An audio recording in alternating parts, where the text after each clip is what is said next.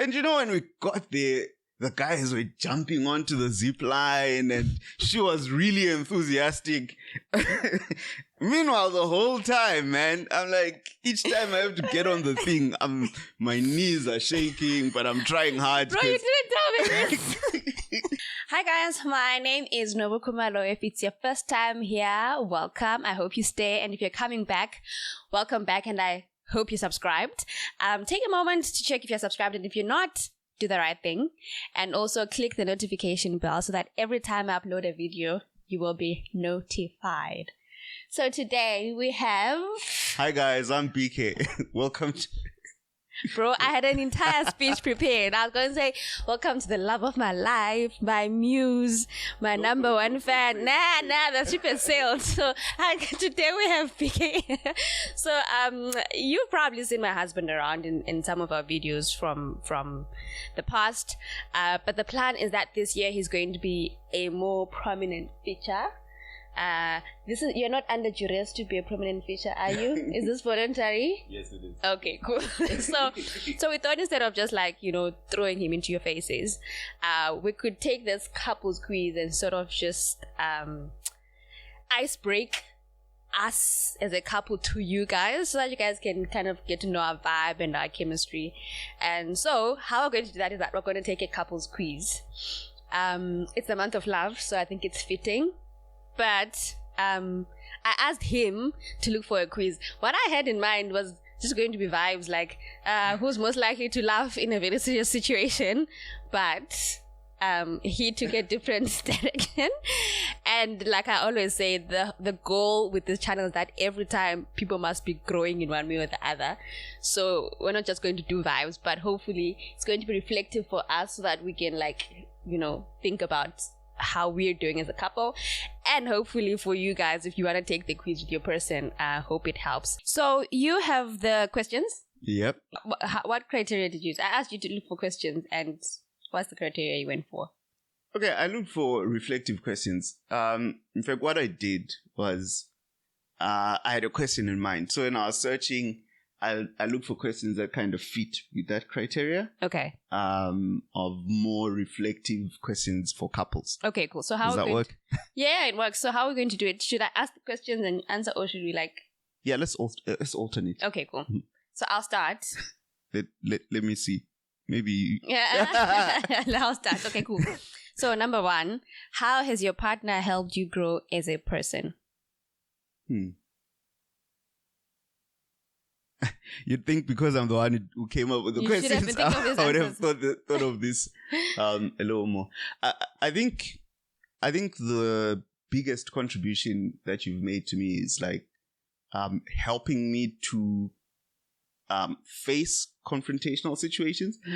I'm still not great at it, but in general, I'm somebody who doesn't like to face conflict. Yeah. I'm pretty conflict avoidant. Mm-hmm. So, but over the years, I've kind of learned that sometimes it's necessary for you to face the conflict in order for things to get back to normal. Mm-hmm. So now, whilst, sometimes I still do avoid it, but I'm now, I guess I'm more mature. I've grown in that way, in that I can face, conflict and tense situations, even when it's difficult.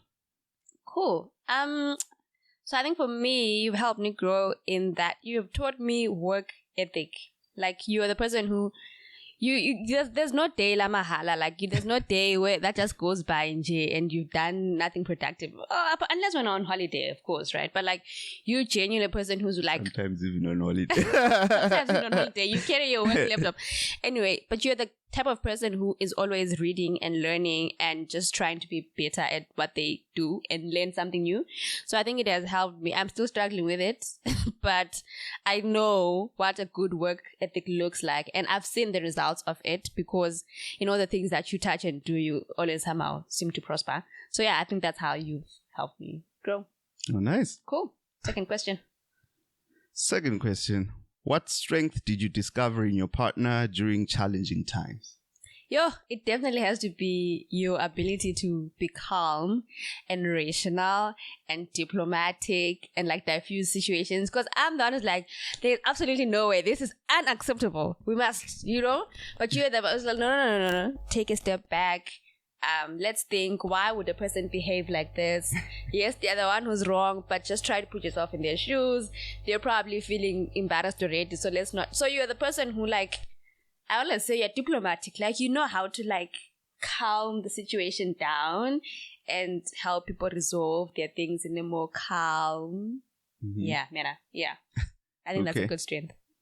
I think for me the thing I've learned about you, or that I've admired about you in challenging times, is that there's situations where you're with somebody in a really challenging situation and they're panicking or they're stressing and they essentially become useless in that situation. You're now alone. Yeah. And you have to deal with the situation, or carrying them through the situation. Mm-hmm. But I found you're not like that. Even when we go through challenging situations, mm-hmm. you sort of have this attitude of, okay, this is really tough, mm-hmm. but there's this thing that needs to be sorted out right now. Let's take care of this and we'll deal with it later. We'll deal with the emotions later. Although... I don't know if... I can go there. Although I think this is also a weakness, because I just say it, you say we'll deal with it later. But in many situations, you don't even want to deal with the emotions later. Yeah. You kind of want to bury them, even sometimes emotions that you need to deal with. Yeah, and then randomly on a Tuesday, it's 2 a.m. You start 5 crying, year later, I'm like, I can't believe that happened. And you're like, what happened?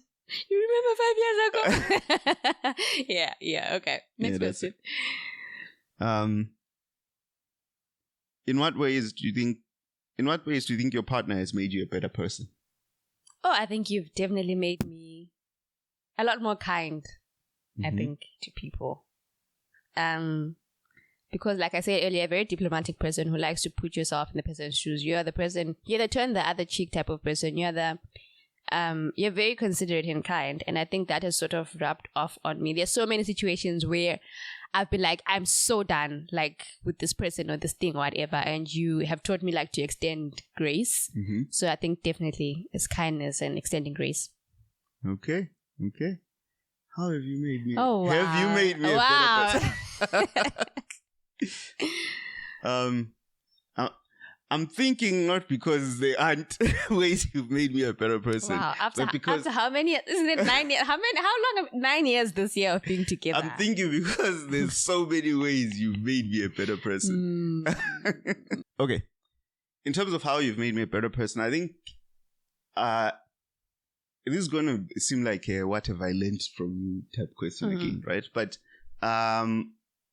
when I observe the way that you and your family are intact, right? Mm-hmm. And how you are very conscious about family. Mm-hmm.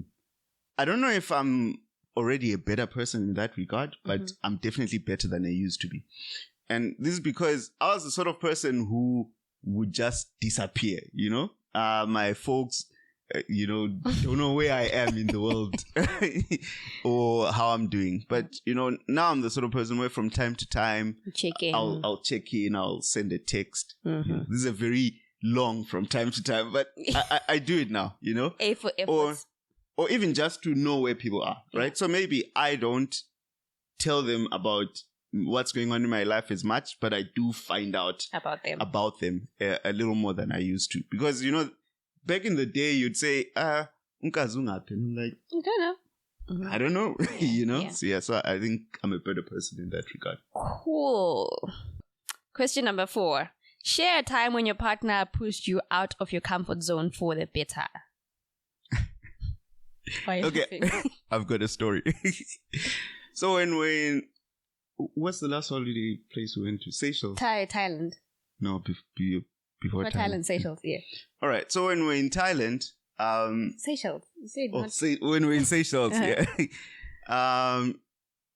So I've got a fear of heights. It's a serious fear of heights. And when we're in Seychelles, she wanted to go ziplining, right? And I remember I've never. Can we pause? like, I still don't believe you actually have a fear of heights. I don't know why it doesn't register in my brain. I'm like, those are things from the TV. I'm terrified of heights. Also, you guys, we live on the 15th floor. So I'm like, how did you agree to live so high up in the sky? Anyway, I digress. Yeah, so, and then she decides we're going to go zip lining. So the resort we're staying at had this zip lining thing where it's like, I think it was, how many of them were there? 8 or something. 8, yeah. Yeah, so it's like 8, you go up the mountain and then you basically come down using zip lines. And when she suggested it, I was like, but I didn't say anything. Yeah. I kept the enthusiasm and I was going. And when we got there, the guys were jumping onto the zip line and she was really enthusiastic. Meanwhile, the whole time, man, I'm like, each time I have to get on the thing, my knees are shaking, but I'm trying hard. Bro, you didn't tell me this. Yeah, so that was really challenging for me, but yeah. I just kept it to myself because I was like, you know what, be the man. It's a safe space. Next time you can say, no, babe, we're not ziplining. Nah, man, I need to conquer the fear somehow. Cool. So for me, it's I think the biggest thing I've ever had to do out of my comfort zone that you pushed me into was applying for the Linklater's African clerkship. I remember I literally was like to him, bro, these people are taking 5 people in the whole of South Africa. Everyone's going to apply from UP, from your city, from Wits, from UJ. Like, what are the chances that they'll pick me? I was just like, nah, bruh. And you're like, and you pushed me. And it wasn't just a submit your CV thing. So pushing me was just, no. There were psychometric tests that I had to take. It was a very gruesome and long process, which in my head I was like, what is the point? They're not going to pick me. But you were like, we're doing this. And now look at us. Yeah. We're living in London. Because of that. Cool. Nice. Number 5. Question number 5. Mm-hmm. How do you support each other's dreams? So I'll answer how I feel like you support my dreams. Mm-hmm. You're here.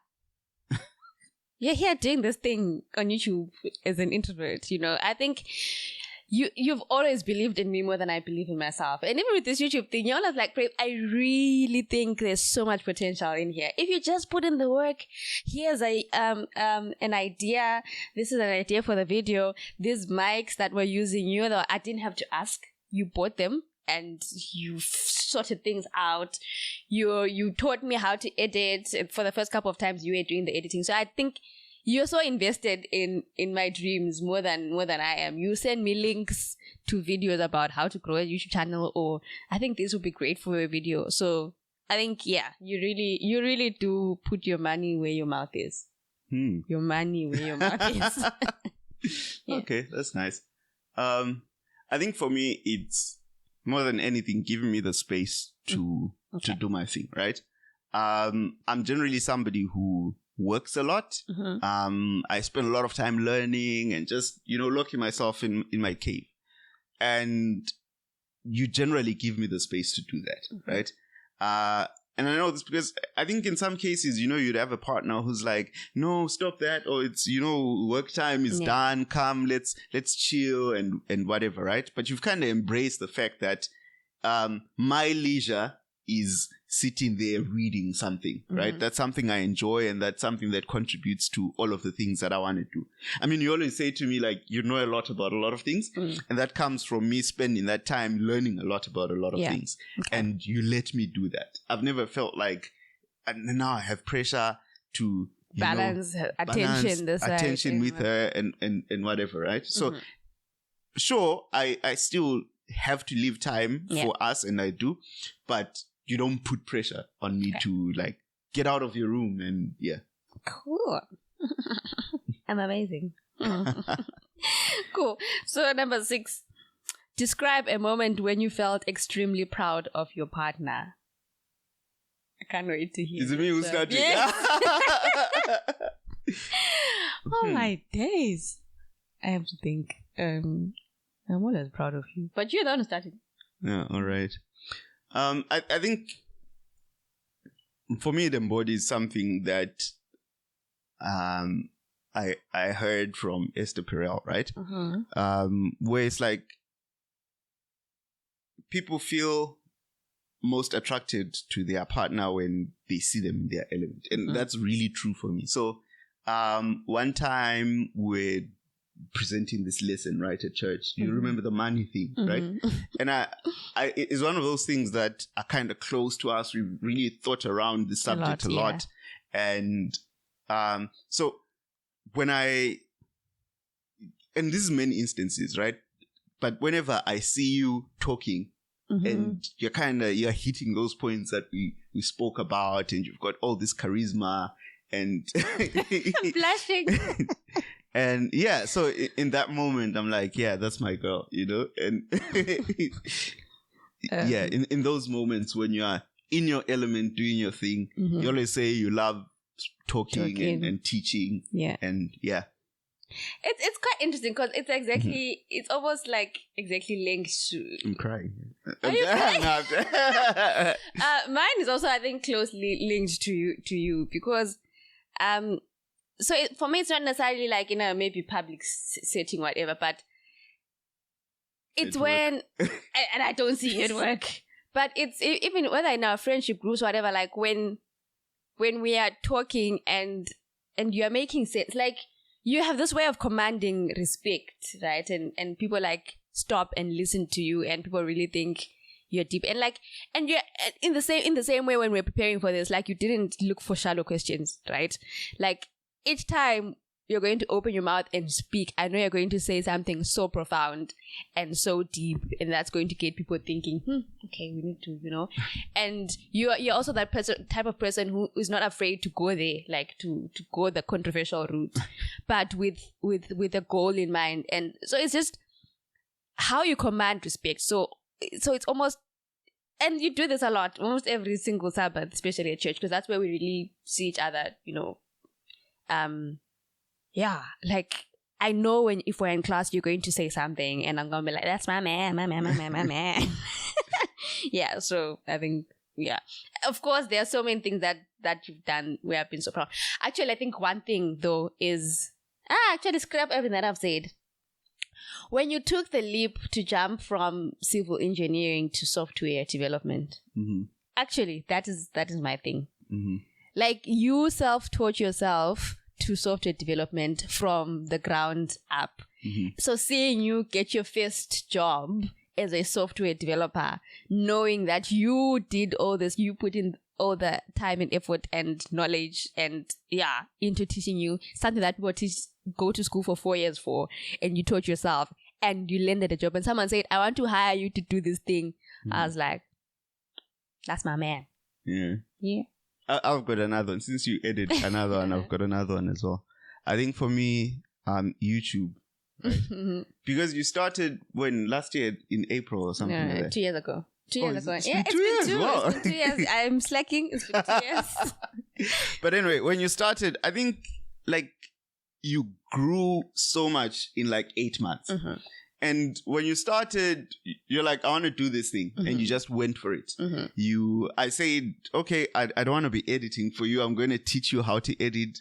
I expected you to complain, but you didn't. You learned how to edit. You've been editing your own videos. I was complaining inside. And you just went for it. And you grew the channel, right? And I say this because I know how difficult it is to grow in YouTube, right?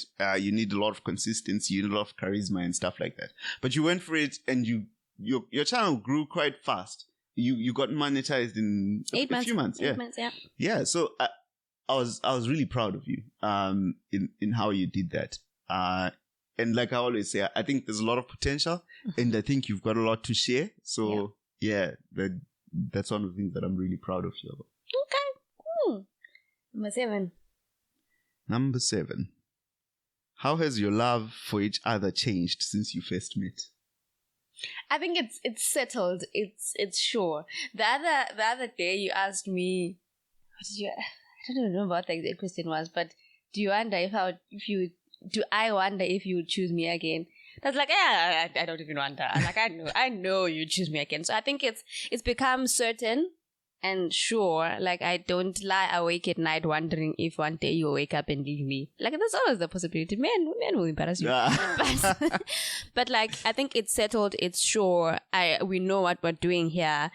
We've stepped on each other's toes quite a bit in the couple of years that we've been, but we've always managed to get past it and move past it. So yeah, it's very mature and settled and deep. It's not the flattering, fleeting, yeah, but it's there, it's sure, and it's steady. Yeah, I think I'd echo the same sentiments. It's stable now. You know how earlier it was exciting, right? But you kind of needed to keep doing stuff to keep it exciting. Yeah, to keep things exciting, to keep things going. But I think now we don't need to do stuff so much. We've found our rhythm, right? If you're just quiet there and the whole day I haven't spoken to you, I don't start wondering, does she love me? No, like, is there something wrong or whatever? Yeah. But I know enough about you now to kind of know your rhythm. So I'm able to say, okay, she's in this space. This is probably the best way to relate to her, or this is what's going on, right? And I think even our conflict resolution, our fights, are much better now. There were times where both of us would say, no, but you need to speak to me better, even when we're fighting or stuff like that. But now, even when we're fighting, we're able to speak to each other in a more mature and in a way that we won't regret it after the fight. Yep, I agree. Okay, what's something your partner does that makes you feel loved and appreciated? It's me who start. Why am I starting in all of these difficult questions? But it was difficult and I started. Anyway. Is it read it again? What's something your partner does that makes you feel loved and appreciated? This is going to be it's an odd thing, but it's a small thing, I guess. I've told you this. Like, after, and it's like a traditional women role thing, which is why I'm a little odd about it. But it's like after the laundry is done, and then on Monday morning, I open like my drawer and like, all of my things are sorted nicely folded, and it's a small thing, but that really makes me feel loved and appreciated, right? It's like, it's almost like I have a magic drawer where on Monday, just magically, if I put things in the... like, don't come for me, people. I usually like throw things here, and somehow they make their way to the... Yeah, so I that makes me feel like, okay, she doesn't have to do this for me, but she does it anyway. And yeah. Mine is also like a very quirky, sweet thing. So for me, it's whenever I cook and then I bring food to you, like your face lights up every single time. You're like, thank you, baby, and I'm like, oh, you're welcome. So like it's like you're saying, it's a very like small thing, but I guess it's those little things, right? That really, because the grand and the big gesture is fine, but it's in those small little moments where you're like, you see me, Yeah. And so yeah, when I bring you food every single time without fail, there's never been a time where I give you food and you're just like, thanks. You always like, your face always like lights up and you smile and you're like, thank you, baby. And yeah. Okay. All right. Maybe I like food. You do, maybe. Okay. What number are we on? 9. Let's see. 9. Okay, number 9. What's the funniest thing that happened to you as a couple? Funniest thing? Yeah. Now you also get a hard question. What's the funniest thing that happened to us as a couple? Yep. Do you have something in mind? I have something. Funniest thing.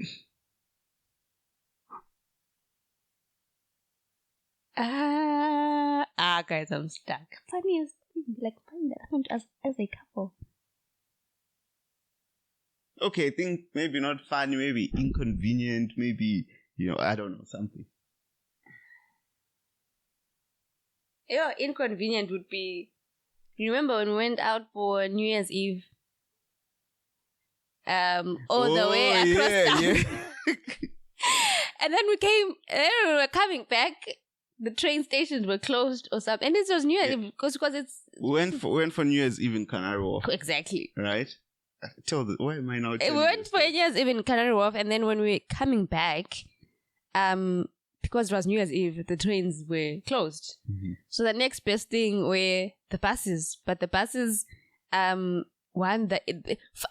So the trains were closed, and they're like, maybe let's Uber. Uber obviously had shot up the roof, so we couldn't afford that. And then the next best thing was the buses, but we're in Canary Wharf and we stay the other side of town, and I think we got home at 5 a.m. We left where we were the New Year's thing at 1 a.m. after midnight, 1 a.m. Yeah, and we got home at 5 a.m. in the bus the whole time. The whole time, yeah. So yeah, tell us yours. So mine's also not really funny, but maybe inconvenient and stuff. But you remember after COVID, when it first opened up, right? Yeah. We went to Cape Town. Okay, I remember. Had our time in Cape Town. It was a good time, and then we come back to Joburg. I think we came back on a Wednesday. Yeah, and we're supposed Thursday, and we're supposed to fly out on a Sunday. And then on that same Thursday, we got to Joburg. The Omicron variant was announced by South Africa. Bro, why do you have to be that child who puts your hand up in class? Just keep quiet. Bro. And then now the UK government immediately announces that they're closing their borders to people from South Africa on Wednesday. They're closing on Saturday. So now we can't travel on Sunday.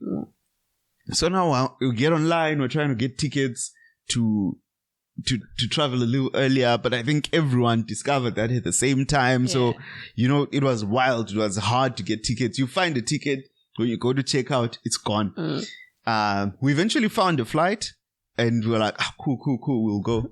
Next day, the flight we had booked was cancelled. Now, panics again. I'm looking for another flight, blah, blah, blah. And then they also put back quarantine when you arrive here. Yeah. And the price for quarantine went up. So now we've got two problems. The holiday just became expensive. Yeah. Because we're now buying flights we don't want, and you can imagine the prices are going wild. And then you have to call work and be like, sorry, can't come, I'm not coming back anymore. Can I take additional days? They're like, fine, you have to be unpaid leave. And then quarantine was crazy expensive. Now we come back to the UK. We go to quarantine for 8 days, or was it 10 days? Yeah. Right? On our last day of quarantine. Quarantine was lifted. After paying it was expensive. It was 8 grand. No, babe. It was 2,000 something. Each? No. Really? Yeah. It was 2,000 something per person. And then if you are a couple sharing a room, it's an extra 1 point something. So it was 3 point something. But still, it was a lot of money. That we had not budgeted for. It was a lot of money. And remember, we had just come from Cape Town. So obviously, when you're in Cape Town and you earn in pounds, you're like, how much is that? Swipe. How much is that? So we were, And then the day we got released. No more quarantine. There was a petition. Do you remember there was a petition to get our refunds? What happened to that? It came to nothing. We're not getting that money. Yeah. Crazy. Is it you or is it me who's asking? Wait. You answered. So. I answered first, so it's me who's asking now. What's a quirky tradition or habit you've developed together? Quirky tradition or habit that we've developed together? It probably has something to do with food. Let me think.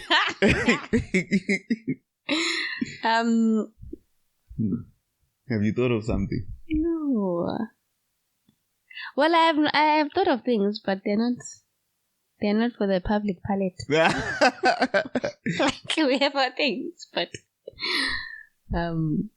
quirky habit. Yeah. Or tradition. I mean, I don't know, man. It's not funny. We go for ice cream in the winter. Well, that's not quirky. No, it's not like a quirky habit. That's just ours. Back in the day, before we had self-control, our quirky habit was that we would order a full Nando's chicken and just 4 sides kill and it. destroy it in one sitting. Or extra large pizza or something like that. Yeah. Yeah, but not anymore. We've since grown up and out of that. I don't know, man. Quirky habit. Maybe we just don't have one. Yeah, maybe we don't. I don't know. Maybe we're just boring. Okay, fine. On to the next thing. You ask. You didn't think of anything either? No. I just gave the Nando's one. That's quirky habit. I can't think of. It has something to do with spending money. All right. Anyway, forget that question happened.